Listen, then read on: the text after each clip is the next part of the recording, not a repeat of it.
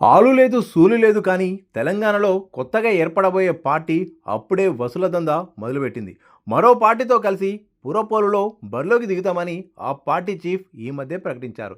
ఈ ప్రకటనతో రాష్ట్ర వ్యాప్తంగా అనేక మంది ఆశావాలు మున్సిపల్ ఎన్నికల బరిలో పోటీకి సిద్ధమయ్యారు. అనుకున్నట్లుగానే ఆయా జిల్లాల్లో నామినేషన్లు సైతం దాఖలు చేశారు. అయితే నామినేషన్లు వేసి బీఫామ్లు వచ్చేసరికి ఆ పార్టీ నేతల అసలు రంగు బయటపడింది. ఊహించని ఈ ఘటన అభ్యర్థులను కంగు తినేలా చేస్తోంది. సదరు పార్టీ అభ్యర్థులు బీఫామ్ కోసం డబ్బులు డిమాండ్ చేస్తున్నారని తాజాగా ఓ వ్యక్తి ఆరోపించడం సంచలనంగా మారింది. ఇందుకు సంబంధించిన వీడియో ఆడియోలు ప్రస్తుతం సోషల్ మీడియాలో వైరల్గా మారుతున్నాయి. ఇక జరుగుతున్న ప్రచారం ప్రకారం త్వరలో కొత్తగా పురుడు పోసుకోబోతున్న సదరు పార్టీ ఇప్పటికే ఉన్న మరో పార్టీతో కలిసి మున్సిపల్ ఎన్నికల్లో పోటీ చేస్తున్నామని ప్రకటించింది. దీంతో పోటీ చేసేందుకు పలువురు అభ్యర్థులను సైతం ప్రోత్సహించింది. నల్గొండ మున్సిపాలిటీలోని ఓ వార్డుకు సంబంధించి ఇలాగే ఓ అభ్యర్థికి బీఫామ్ ఇస్తామని నామినేషన్ వేయించారు. తీరా బీఫామ్ అడిగితే తనకు 2 లక్షల రూపాయలు ఇస్తేనే పార్టీ టికెట్ ఇస్తామని ఇప్పుడు చెబుతున్నారని ఆ ఆశావాడు ఆవేదన వ్యక్తం చేశారు.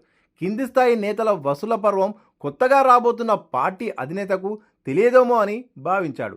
ఈ విషయాన్ని నేరుగా పార్టీ చీఫ్కు చెప్పి బీఫామ్ తీసుకుందామని అనుకున్నాడు. హైదరాబాద్కు రాగా అక్కడ ఆ అధినేతను కలిసేందుకు ఆ పార్టీ నేతలు అనుమతి ఇవ్వలేదని తన సన్నిహితుల వద్ద ఆవేదన వ్యక్తం చేసినట్టు తెలిసింది. తనను 2 లక్షలు డిమాండ్ చేసి 3 లక్షల రూపాయలు ఇచ్చిన మరో వ్యక్తికి బీఫామ్ ఇచ్చినట్టు ప్రచారం జరుగుతోంది. అయితే మా పార్టీ చీఫ్కు తెలియకుండానే పార్టీలోని కింది స్థాయి నేతలు బీఫామ్లు అమ్ముకుంటుంటే అది మీ అసమర్థత కాదా అని ప్రశ్నించాడు. మిమ్మల్ని నమ్ముకొని ప్రజలు కార్యకర్తలు ముందుకు వస్తే వారి పరిస్థితి ఏమిటని ప్రశ్నించాడు. ఆరంభంలోనే 2 లక్షలు డిమాండ్ చేస్తే రాబోయే రోజుల్లో ప్రజలకు ఎలా అండగా ఉంటారని నిలదీశారు. మొత్తంగా త్వరలోనే కొత్త పార్టీని స్థాపించి రాష్ట్ర రాజకీయాలను శాసించబోతున్నామని ధీమా వ్యక్తం చేస్తుంటే సదరు అగ్రనేత టీంలోని సభ్యులపై ఇలాంటి ఆరోపణలు రావడం సంచలనం రేపుతోంది.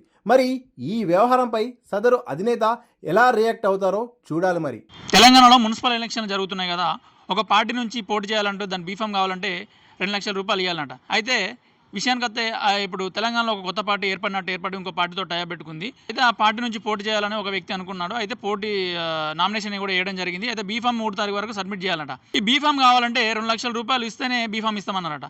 సరే, ఈ విషయం పార్టీ అధినేతకు తెలియదేమో, హైదరాబాద్కి వచ్చి ఫిర్యాదు చేద్దామని చెప్పి సరే అక్కడ నుంచి తీసుకుందామని చెప్పి హైదరాబాద్కి వస్తే ఆ అధినేత పైనుంచి కిందికి దిగలే అంట. ఆ ఫోన్లు ఈ ఫోన్లు ఏదో చేసి ఫైనల్గా అయితే బీఫామ్ అయితే తీసుకోవడం జరిగింది. బీఫామ్ తీసుకొని ఇంటికి వెళ్తుంటే మధ్యలో ఫోన్ చేసి తూచి అది కుదరదు, మళ్ళీ మీరు 2 లక్షలు ఇవ్వాలి, లేదంటే బీఫామ్ రిటర్న్ ఇవ్వండి అన్నట.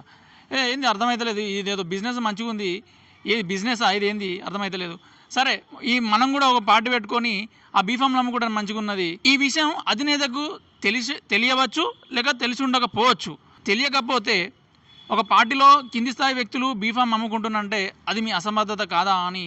ఇంకొకటి, మిమ్మల్ని నమ్ముకొని ఒకవేళ ఈ కార్యకర్తలు ముందుకు వస్తే వాళ్ళ పరిస్థితి ఏంది? జనాలు మిమ్మల్ని మీకు ఎందుకు మీ వెనక నడవాలనేది నా ప్రశ్న. ఇక్కడనే 2 లక్షల రూపాయలు మొదటే 2 లక్షల రూపాయలు అడుగుతున్నారు కింది స్థాయి వ్యక్తులు.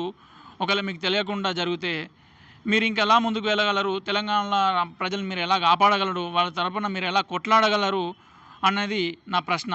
అన్న, మరి ఆ వ్యక్తి పేరు చెప్పట్లేదు కదా అని అంటే, ఆ వ్యక్తి పేరు మనం చెప్పలేము. ఎందుకంటే వారు పర్మిషన్ కూడా తీసుకోవాలి కదా. వాళ్ళ అనుమతి లేకుండా మనం పేరు చెప్పడం కూడా కరెక్ట్ కాదు. ఈ తంతు మొత్తం నడిపించే వ్యక్తి పేరు మాత్రం చెప్పగలను, రామకోటి. అయ్యా రామకోటి, మీలాంటి వ్యక్తులు ఉంటే దేశం పచ్చగా ఉంటుంది, ప్రజలు మంచి సుభిక్షంగా ఉంటారు. ఆ వ్యక్తి నా దోస్తే. వాళ్ళ నాన్న మంచిగా రాజకీయం చేద్దామని చెప్పి ఆమె అనుకున్నది. కానీ ఈ చెత్తనా కొడుకులు ఇట్లా 2 లక్షలు డిమాండ్ చేసి ఎవరైతే స్వచ్ఛందంగా రాజకీయాలకు వద్దామనుకుంటారో చెడగొట్టడానికి రెడీగా ఉంటారు.